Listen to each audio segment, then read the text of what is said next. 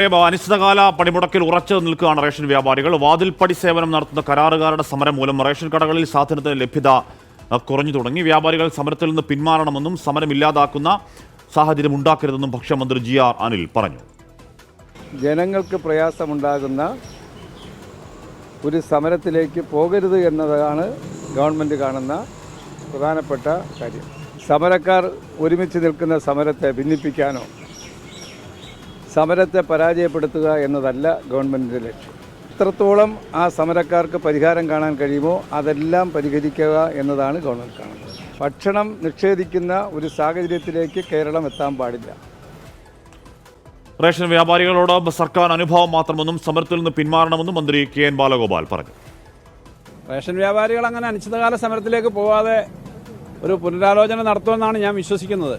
അത് പുനരാലോചിച്ച് കാര്യങ്ങൾ ജനങ്ങൾക്ക് ഒപ്പം നിൽക്കേണ്ടതാണ്. ദീർഘകാലമായി ഉന്നയിക്കുന്ന പല കാര്യങ്ങളിലും ചർച്ച ചെയ്തു. എല്ലാ കാര്യവും ഒരേപോലെ പരിഹരിക്കാൻ കഴിഞ്ഞിട്ടില്ല. ഗവൺമെൻറ് അവരോട് വളരെ അനുഭാവപൂർവമായ നിലപാട് തന്നെയാണുള്ളത്. രാഹുൽ സുരേഷാണ് ചേരുന്ന വിവരങ്ങളുമായി. രാഹുൽ, അവരുടെ ഏറ്റവും പ്രധാനപ്പെട്ട ആവശ്യം വേതന പരിഷ്കരണം എന്നുള്ളതായിരുന്നു. അത് കഴിയില്ല എന്ന് മന്ത്രി അസന്നിഗ്ധമായി പറഞ്ഞ സാഹചര്യത്തിൽ ഇനി ഒരു ചർച്ചയ്ക്ക് സ്കോപ്പുണ്ടോ? പണിമുടക്ക് ഒഴിവാക്കാൻ സ്കോപ്പുണ്ടോ? ഹാഷ്മി, ഈ നിമിഷം വരെ നമ്മൾ മനസ്സിലാക്കുന്നതനുസരിച്ച് സമരത്തിൽ നിന്നും റേഷൻ കട വ്യാപാരികൾ പിന്നോട്ടില്ല എന്ന് തന്നെയാണ്. തിങ്കളാഴ്ച മുതലാണ് കടകൾ അടച്ചിട്ടുള്ള അനിശ്ചിതകാല സമരത്തിലേക്ക് റേഷൻ കട വ്യാപാരികൾ പോകുന്നത്. അല്പം മുമ്പ് നമ്മൾ റേഷൻ കോർഡിനേഷൻ കമ്മിറ്റിയുമായി സംസാരിച്ചിരുന്നു. ഈ നിമിഷവും അവർ സമരത്തിൽ ഉറച്ചു നിൽക്കുകയാണ്. ഇതിനോടകം 2 ചർച്ചകളാണ് മന്ത്രിതലത്തിൽ നടത്തിയിട്ടുള്ളത്. ആ 2 ചർച്ചകളും പരാജയപ്പെടുന്ന സാഹചര്യമുണ്ടായി. വേതന പാക്കേജ് നടപ്പാക്കണമെന്ന ആവശ്യത്തിന് വർഷങ്ങളുടെ കാലാവധിയുണ്ട്. അതുകൊണ്ട് ഈ പാക്കേജ് നടപ്പാക്കുമെന്ന കാര്യത്തിൽ ഇതുവരെയും ഒരു ഉറപ്പ് നൽകിയിട്ടില്ല.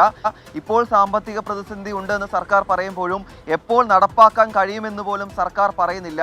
അങ്ങനെ ഒരു ഉറപ്പില്ലാതെ ഇനി സമരത്തിൽ നിന്നും പിന്നോട്ടില്ല എന്നാണ് റേഷൻ കോർഡിനേഷൻ കമ്മിറ്റി പറയുന്നത്. അതനുസരിച്ച് തിങ്കളാഴ്ച മുതൽ സമരവുമായി അവർ മുന്നോട്ട് പോകുന്നു.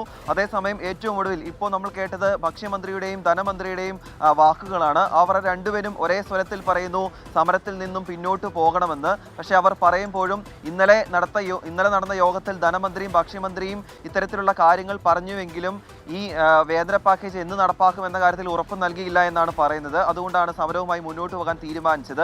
അതേസമയം വാതിൽപ്പടി സേവനം നടത്തുന്ന കരാറുകാരുടെ സമരം 1 മാസം പിന്നിടുകയാണ്.